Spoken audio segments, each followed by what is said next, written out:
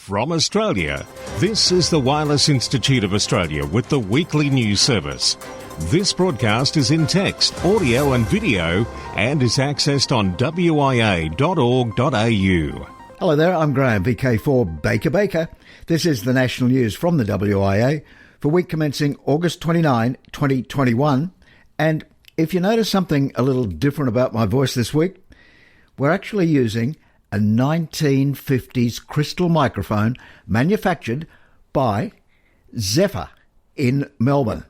First up in the news, that is news on last weekend's RD or Remembrance Day contest. Hi, this is Alan, VK4 Sierra November, the Remembrance Day contest manager. We now have over 290 log submissions, which is the best we've had in over 10 years.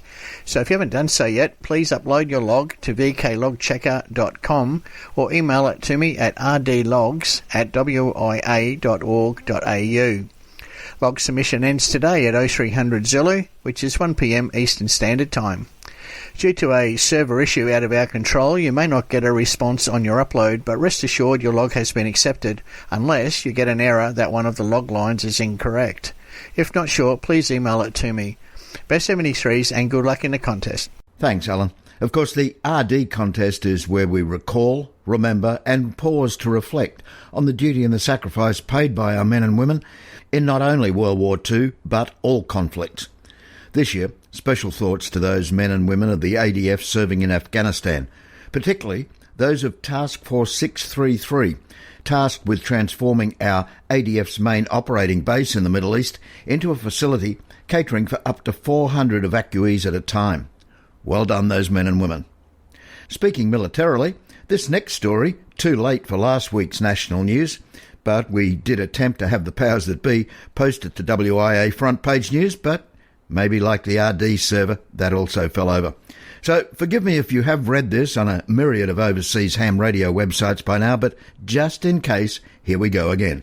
Flight Lieutenant Julia Ravel, writing for the Australian Government's Department of Defence, has told the story of one Corporal Andrew Ashbrook, who enjoyed science subjects at school, went on to enjoy CB and amateur radio, and then became an RAAF instructor. The 50-year-old is now an avionics instructor at the Royal Australian Air Force School of Technical Training in Wagga and reflected on his interest in radio. Back then, he said, CB radio was our equivalent of the internet. Friends and I communicated on CB every single day. There were no books or manuals. We just had to figure out how it all worked so we could build, use and maintain our own equipment. When I was 16, I found out by accident that the fundamentals of radio and electronic engineering were a bit more complicated than I'd thought.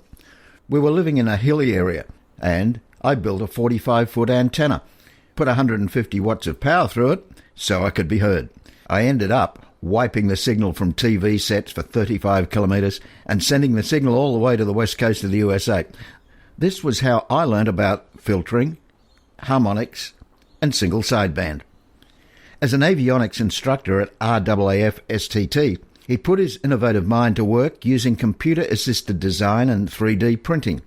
Corporal Ashbrook machined rare aircraft parts, and with the aircraft parts long gone from industry production lines, his efforts created a fully functional interactive electronic environment, an enduring training aid for avionics students. His outstanding achievement was recognised when he was awarded an Australia Day Medallion in January.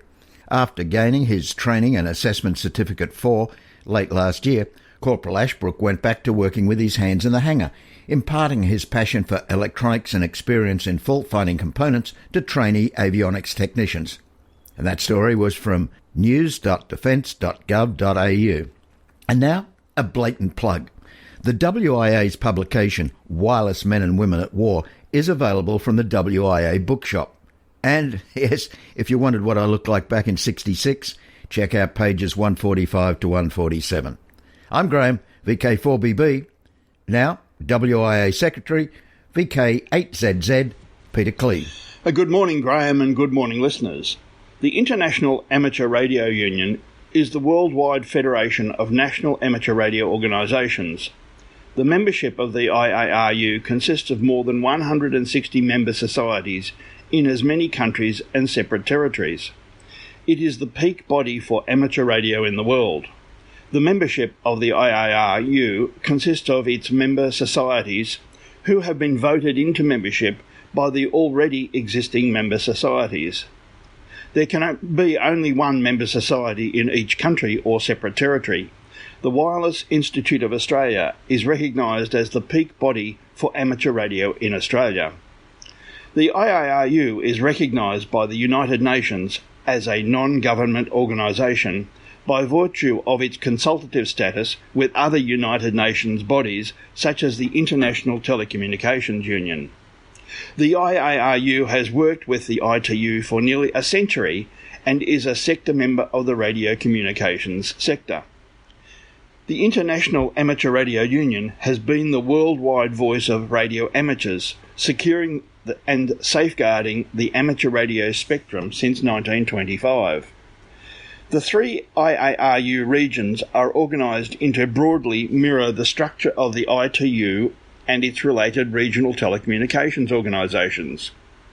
They are IARU Region 1, Europe, Africa, Middle East and Northern Asia, IARU Region 2, the Americas, and Region 3 is Asia Pacific. Australia is part of IARU Region 3. In September of this year, the IARU Region 3 will hold its 3-yearly conference. This year, the conference will be hosted by the Radio Amateur Society of Thailand. The IARU Region 3 Conference 2021 in Thailand will be held on September 20 through 23. We all realise that our world has been shaken by COVID-19. The pandemic has forced us all to now work in ways only made possible through technology. Planning for the 2021 conference started nearly 3 years ago. The expectation was to run this event in Bangkok City, Thailand.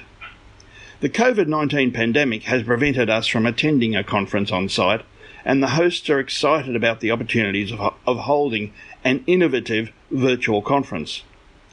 As the conference host, RAST are going to be hosting a digital virtual conference, a wide range of remote speakers and conversations. This conference will bring the member societies together at what is a very difficult time for us all. The Wireless Institute of Australia will have a 3-person delegation attending virtually and representing Australia. They are Peter Young, VK3MV, the WIA delegate, Dale Hughes, VK1DSH, as a WIA observer, and Greg Kelly, VK2GPK, as a WIA observer. The final agenda has not been published at this time, but we will keep our members informed. This has been WIA Director and Secretary Peter Klee, VK8ZZ. Thanks, Peter. Now to Discussion Point, which I know for a fact keeps our WIA board riveted each week as they listen to Q News, the VK1WIA news service. So, with another juicy gem, here's our resident thinker, VK4ZPP. Hello, I'm Jeff Emery, VK4ZPP, and I've been thinking. Now, I for one have raised the issue of how do we encourage more people to consider enjoying amateur radio. I've noticed others raising the same questions, and some suggesting possible answers to what seems to be a conundrum. We can almost bet that if someone proposes a course of action, the fastest keyboards on the planet and other commentators will jump to denigrate the suggestions, with the net result that no positive action is followed through. The commentary of denial replaces the discussion and consideration of the various points, which can be argued are good and bad, and when it comes to recruitment, we see very little happening. In case you consider this a peculiar Australian issue, it appears not to be, and national bodies are faced with declining numbers unless they have a positive course of promotion. It is some years since we have seen active promotion of the hobby, and the local entities have retreated into their meeting rooms and seem totally devoted to issues of their members. This is the appearance that seems to greet us anyway. I've noticed the lack of club news in Amateur Radio magazine, and the small amount of material lodged for broadcast.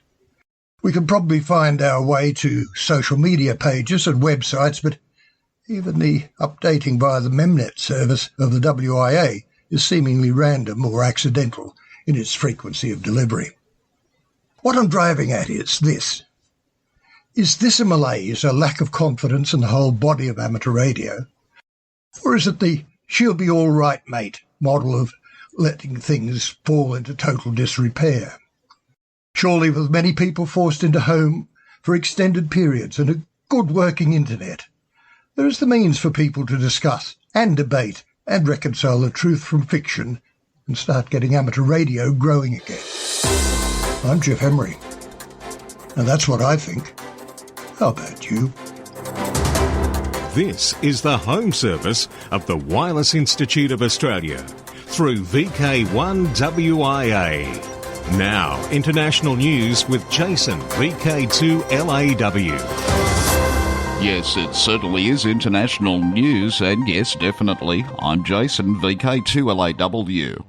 We begin this week with news from Region 1. The Alexander Grimeton Friendship Association reports an incredible number of listener reports, 524 in all, for its July 4 Alexanderson Day transmissions from SAQ, the Alexanderson Alternator very low frequency station in Sweden.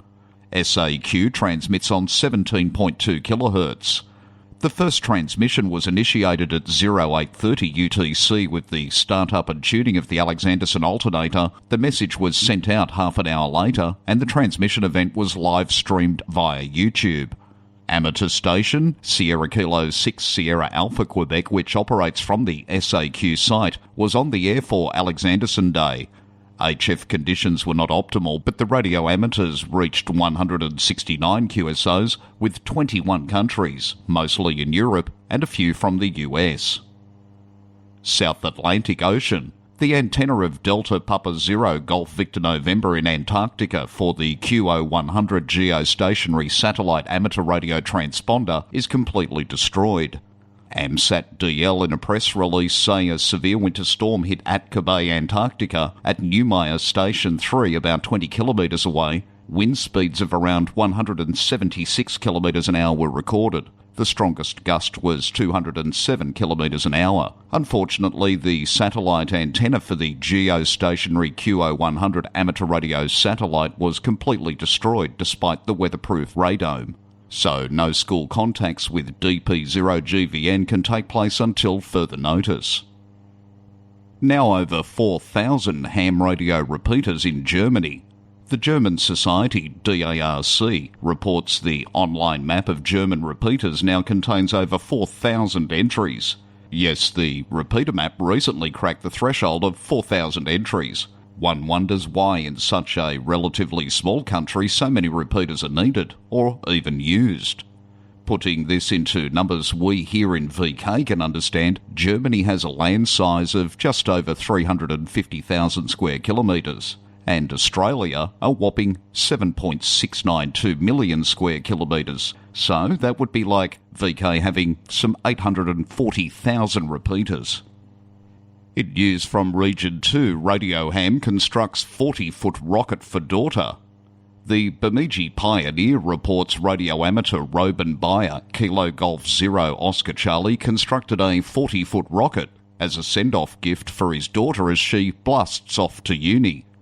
The mock rocket was constructed on his amateur radio tower as a send-off gift for his daughter Allie, who will be attending the University of Minnesota Duluth for biochemistry and biology. Climbing the tower isn't as easy as it used to be, Bayer said. It's been about 10 years since I've been up there before now. Bayer removed the tower's antennas, then installed reinforced plastic for the rocket's body. He also added a flared base before cutting custom lettering out of scrap wood. A 2021 graduate, Ali plans to work at the Marshall Allworth Planetarium at UMD to gain exposure to the space industry while at college. In the next couple of years, she plans to apply for internships at NASA or a private company. A Florida woman is taking on her neighbourhood association in a matter she said puts her health at risk.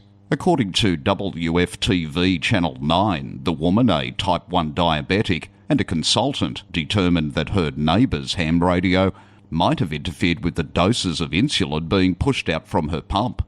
The 55-plus community where she lives hired that consultant and told the neighbour to shut down his amateur radio station.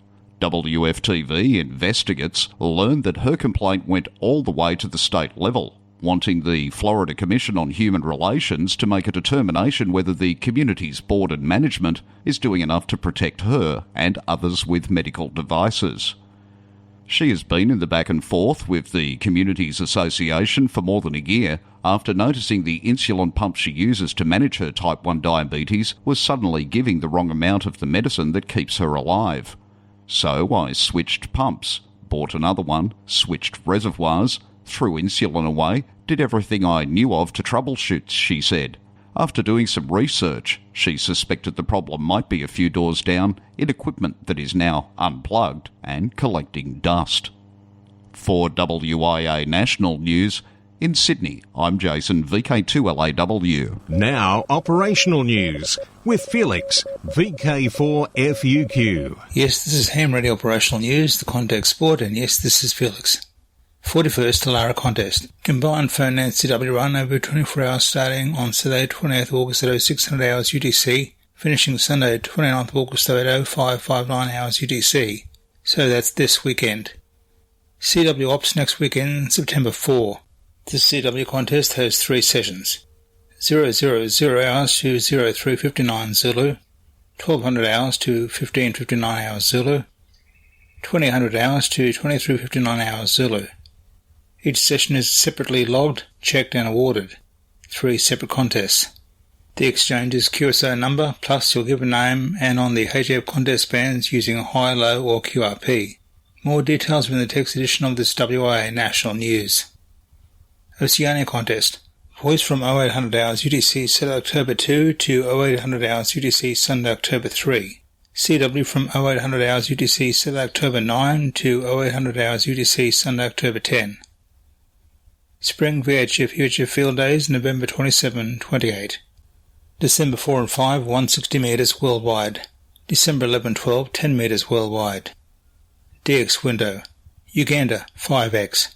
Elvira is signing 5X 3R until September 2. She has 100 watts to a dipole, doing SSB, digital and CW. QSL via the Bureau. South Korea. Members of the Korean Amateur Radio League, Changbuk, HQ, have activated a special event station, HL76B, to celebrate the 76th anniversary of South Korea's liberation. Activity will continue until August 31. QSL via the Bureau. To celebrate the 64th anniversary of Malaysia's independence, August 31, 1957, look for special event stations using the prefix 9M64. Operations will be on 8 of the 10 metres using CW, SSB and digital. Activity will end on the 1st of September. What could be better than radio honouring radio? When it's amateur, honouring professional. Listen for call signs W1W, W1B, W1Z, and WB1Z on all bands, CW, SSB and the digital modes, and of course, AM. In the US region known as New England, their oldest broadcast station is marking its 100th anniversary, and 2 amateur radio clubs in Massachusetts are inviting everyone to the party on the amateur bands. The event is planned for September 17th through 19th. The dates closely follow the first day Westinghouse put WBZ on the air as an AM radio station, September 15, 1921. So listen again for W1W, W1B, W1Z and WB1Z. Matthew was operating as VP8ZMS is on the air for more than a few days yet from the RAP station at Mount Pleasant on the Falkland Islands. He is using digital mode CW and occasionally SSB. QSL via M0ZMS, home call, using LOTW. Currently operating as ZC4CBK out of the Akrotiri sovereign base area on Cyprus, and he plans to be QRV on a regular basis until October. QSL via EB7DX. Beacons, and as I say goodbye this week from operational news, it's to some beacon news with VK4LA. I'm Felix, VK4FUQ. Thanks, Felix. Hello all, I'm Robert, VK4LA. Want to let everyone know of my new 10-metre band beacon transmitter that is on air at the moment. It's been operating for about 6 months or so and is located at my home Kitty H of North Lakes, about 27 kilometres northwest of Brisbane City. The beacon is of homebrew design and it operates about 5 watts RF output and into an antenna. The antenna is a halfway vertical antenna at about 35 feet off the ground. The frequency of the beacon is 28.205.8 megahertz, CW mode. If you happen to receive it, we certainly would appreciate a signal report. You can send me a signal report direct to my email address that is on my qrz.com webpage. Just look up my call sign VK4LA. For the WIA National News, this is Robert, VK4LA 73. This is the home service of the Wireless Institute of Australia through VK1WIA. Now, special interest group news with Bruce, VK3FFF. Yes, I'm back. I was away on lockdown-enforced holiday. Long story. Worldwide Special Interest Groups Maritime sailing vessel with ham radio history marks 100 years. The schooner Balduin is a century old this year, now owned by the Marine Maritime Academy as a training vessel. The ham radio history of the 88-foot Balduin is often neglected. Constructed in Maine specifically for Arctic exploration, the vessel relied on amateur radio for communication during Arctic expeditions of 1923 and 1925. In 1923, the ARRL helped in outfitting with better wireless gear. MB West, an ARRL board member, designed the gear, which was then built by amateurs at his firm Zenith Electronics, and the ARRL board recruited Donald H. Mix, 1TS, to accompany the crew as its radio operator. The transmitter operated on the medium wave bands of 185, 220 and 300 metres, running 100 watts. Early exploratory missions had used gear that operated on long wave frequencies. The shipboard station on board the Balduin was given call WNP, Wireless North Pole. Worldwide Special Interest Groups Astronomical. Scientists have spotted a previously unrecognised feature of our Milky Way galaxy. A contingent of young stars and star-forming gas clouds is sticking out of one of the Milky Way's spiral arms like a splinter poking out from a plank of wood. Stretching some 3,000 light-years, this is the first major structure identified with an orientation so dramatically different than the arms. Worldwide Special Interest Groups Summits on the Air, Worldwide Flora, Fauna Program and other adventure groups. Nothing, not even a solar flare or even a pandemic, could stop the Backyards on the Air activation from going ahead recently in New Zealand. Graham, VK4BB, filed this story this week to AR Newsline. The pandemic, in fact, was actually the inspiration for the event on Sunday, August 22. It was born in the spring of 2020 as lockdown enveloped the New Zealand nation. A group of SOTA activators looked for new options because their loved summits had been declared off-limits. Organiser Mark Sullivan, ZL3AB, said this recent activation found participants once again in their backyards and, after 2 hours of calling QRZ, some boasted contacts with the US and VK as well as round New Zealand. Mark described his own activation as a bit less successful owing to a pole that collapsed and someone's child next door playing with an incredibly loud toy lawnmower. Mark did encourage and reward experimentation, however. In his invitation to participants, he wrote, and I quote, "It should go without saying that double points will be awarded to anybody who operates using a Delta loop." Thanks, Graham. And listeners, this news is also in video on lots of ATV stations worldwide, and you can see us on the YouTube link in today's script version on wia.org.au. Worldwide Special Interest Groups Final Frontier. AMSAT News has reported on how the Ingenuity helicopter on Mars has now completed its 12th flight, where it acted as a scout looking ahead for dangerous terrain for its partner in crime, the Perseverance rover. The just under 2-kilogram autonomous rotorcraft climbed over almost 10 metres high and travelled a total of 450 metres in 169 seconds. It flew over an area where Perseverance will explore.